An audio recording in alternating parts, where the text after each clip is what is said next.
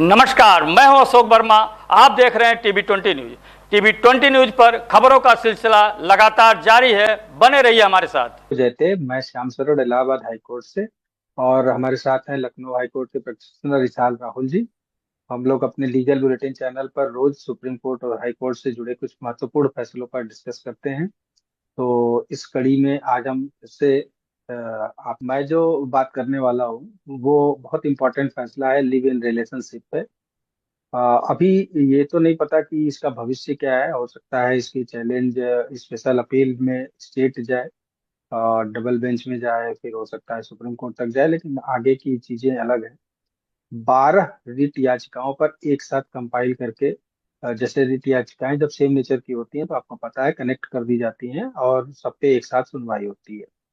और ये जो मामले थे सभी मामलों में जो जोड़े थे, कपल थे, वो लिव इन रिलेशनशिप में रह रहे थे। मतलब बिना शादीशुदा, वो शादीशुदा जैसी जिंदगी, मतलब साथ एक कमरे में एक फ्लैट में रहने वाला जो पूरा सिस्टम है उसको अडॉप्ट करते हुए रह रहे थे। उनको ये था कि हमको समाज के लोगों से खतरा है और परिवार के लोग क्योंकि इस तरह के रिश्ते को मंजूरी नहीं देते हैं, तो इसलिए उनसे भी खतरा है। इस खतरे के चलते ही उन्होंने हाईकोर्ट में रिट दाखिल की थी और सुरक्षा की मांग की। ये जो रिट याचिका थी ये एक तो 12 लोगों को 12 याचिकाएं एक साथ, मतलब 12 अलग अलग याचिकाएं, 12 अलग अलग कपल्स की तरफ से आई हुई थी याचिकाएं। उसको एक साथ कनेक्ट करके सुनने के चलते भी इम्पोर्टेंट है। और दूसरा इससे भी बड़ा, इसमें कई महत्वपूर्ण फैक्ट हैं जो मतलब आने वाले दिनों में नजीर के तौर पर पेश आ सकते हैं। उसमें एक ये था कि रूलिंग है कि सुप्रीम कोर्ट का डिसीजन, फिर उसके बाद हाई कोर्ट के डबल बेंच का डिसीजन, जिसको मानना जो है वो सुप्रीम कोर्ट के सिंगल बेंच एक डेकोरम के तहत माना जाता है कि हाँ वो लैंडमार्क चीजें हैं और उसको हम एज इट इज फॉलो करते हैं। और जो सिंगल बेंच तक के डिसीजंस होते हैं वो लोअर कोर्ट्स में फॉलो होते हैं। इस मामले में जब केस आया था सुनवाई के लिए तो एक किरण राव का केस भी रखा गया था। ये केस इस केस के रेफरेंस में आया। किरण राव वाले जो मामला था उसमें दो जजों की बेंच ने सुनवाई की थी।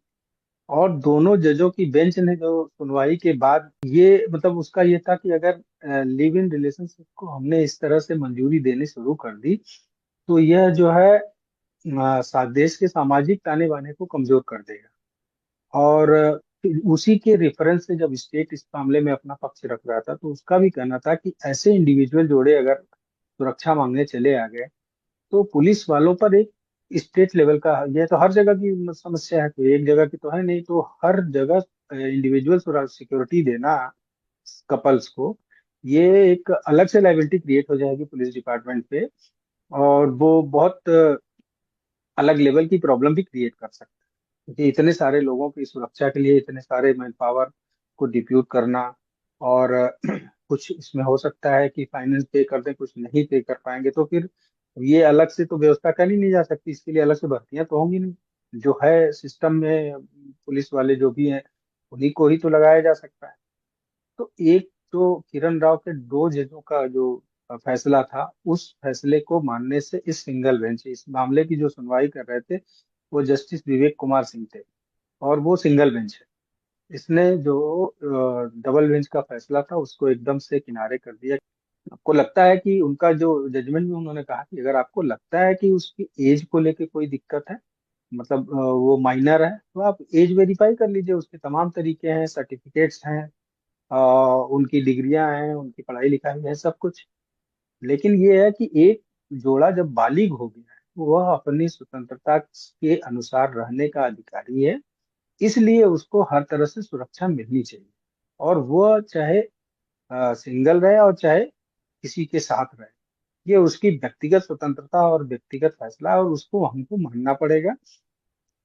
इसमें बहुत दोनों तरफ से बहस हुई, लेकिन फाइनली जो जस्टिस विवेक कुमार सिंह जी का फैसला था वो ये था कि नहीं, सबको सुरक्षा दी जाएगी। और यह लिव इन रिलेशनशिप में रहना एक वैध रिलेशन है, ऐसा नहीं है कि वो कोई क्राइम है। और इसको सुप्रीम कोर्ट ने भी अपने कई फैसलों में ऐसा किया है। हालांकि सुप्रीम कोर्ट के जो फैसले हैं वो सिंगल सिंगल बेंच के ही हैं, मतलब वैसा नहीं है तो कि कोई बहुत लैंडमार्क या कोई संविधान पीठ बैठी हो या लार्जर बेंच बैठ के किसी कोई फैसला सुनाया हो, ऐसा नहीं है। लेकिन अलग अलग केसेस जो पहुंचते रहे हैं उसके हिसाब से सुप्रीम कोर्ट के कमेंट्स आते रहे।